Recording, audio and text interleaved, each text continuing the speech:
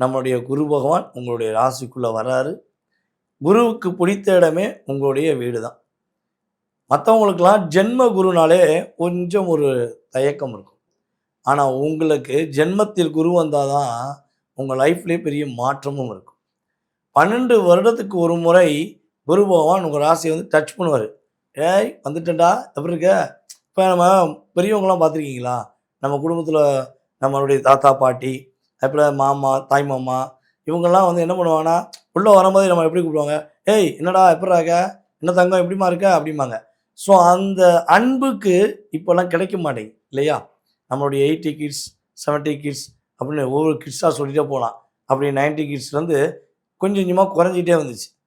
இந்த 2K கிட்ஸ்லாம் பாதி குடும்ப உறவுகள் யார் மாமா, யார் சித்தப்பா, யார் அத்தை, யார் தாத்தா பாட்டின்னு கூட தெரியாத அளவுக்கு வீடியோ காலில் குடும்பம் நடத்திக்கிட்டு இருக்காங்க. அந்த அளவுக்கு போயிருக்கு.